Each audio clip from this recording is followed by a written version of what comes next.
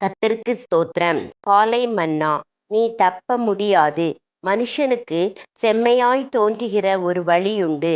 அதின் முடிவோ மரண வழிகள். நீதிமொழிகள் 16:25. சில வேளைகளில் தேவனுடைய திட்டங்களை விட நம்முடைய சொந்த திட்டங்கள் மேலானவையாகவும் அதிக ஞானமுள்ளவையாகவும் அதிக வசதியானவையாகவும் இருப்பது போல நமக்குள் தோன்றக்கூடும். ஆயினும் அதின் முடிவோ மரண வழிகள்.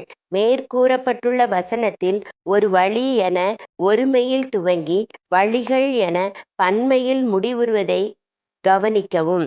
அதாவது நமது சொந்த வழியானது முடிவில் வழிகளாக மாறிவிடும்.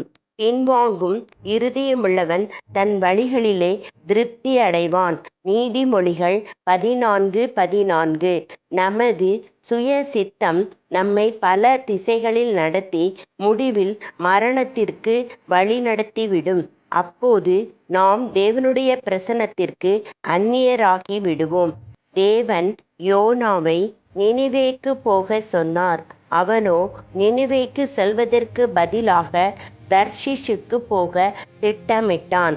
அந்த இடத்திற்கு போக ஒரு கப்பல் ஆயத்தமாயிருப்பதை அவன் கண்டான். அதில் அவனுக்கு ஒரு இருக்கையும் கிடைத்தது.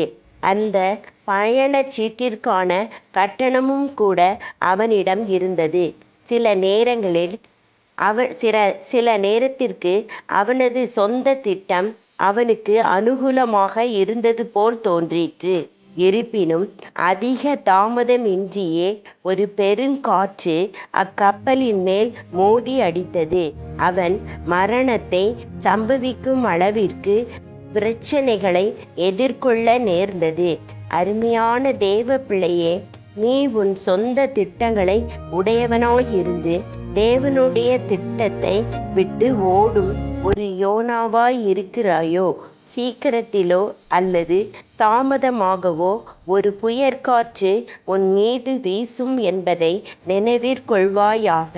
உன்னுடைய சொந்த திட்டங்கள் உன்னை ஊக்குவிப்பவையாய் உன் மானசீகமான மனதுக்கு தோன்றினும் நீ அவைகளை விட்டு விடுவதே உனக்கு நலமாயிருக்கும். உன்னுடைய எதிர்காலத்தையும் பாழாக்கி போடுவதை நீ விரும்பாவிடில் பிசாசின் வழிகளையும் உன் சொந்த வழிகளையும் உன் ஜீவியத்திலிருந்து நீக்கி போடுவாயாக. ஆமென்.